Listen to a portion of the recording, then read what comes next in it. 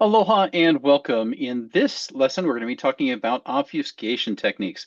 And this is one of the more fun sections. It's a short section, but we're going to go over a couple of different techniques here. One is called steganography, and the other one is about tokenization. So let's go ahead and open up our textbooks to Chapter 3, Section 13. And we've got here uh, steganography, first of all. This is an obfuscation technique that's going to hide data by embedding the data in the host medium without noticeably altering the medium's appearance or functionality. The main thing we're going to be talking about here or showing is the how you can hide information inside an image.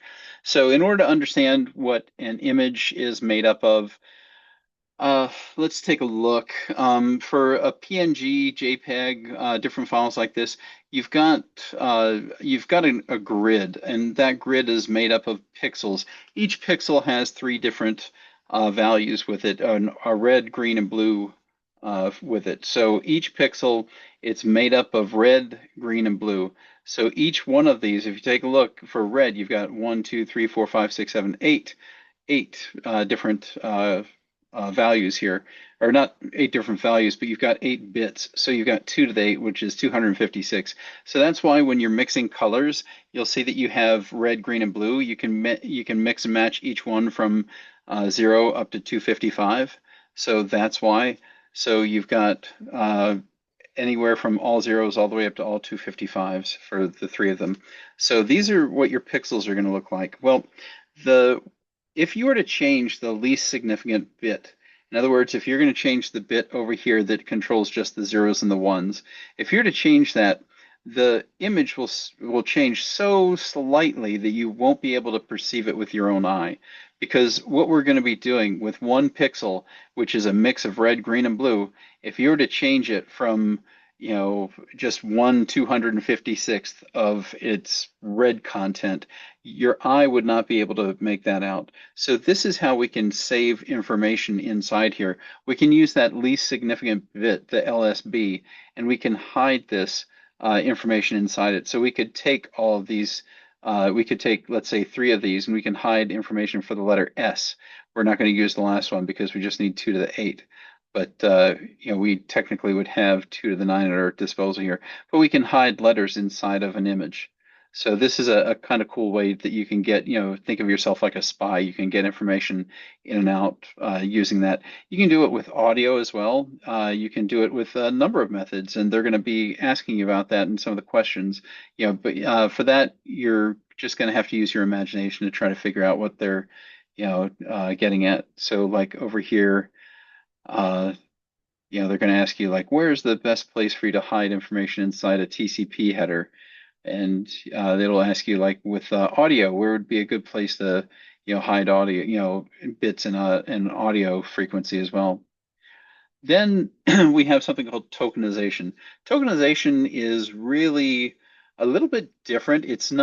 Uh, it's not hiding information. It's obfuscating it so that so on the one hand, with a JPEG or a PNG message, if we were to use steganography, we're hiding information in there to pass messages.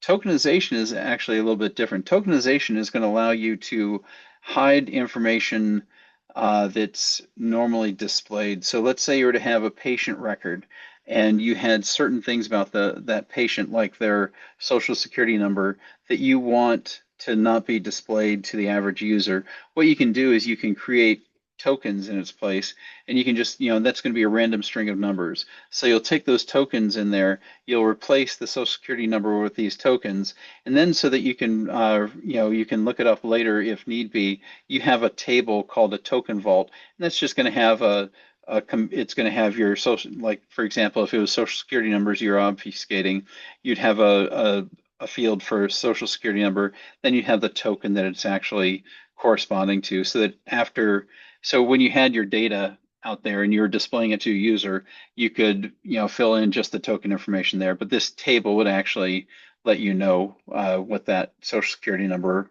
corresponds to.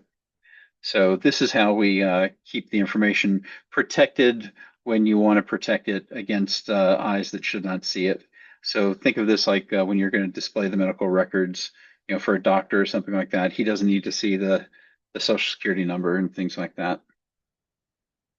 And that's it for this section. Go ahead and take a look through it.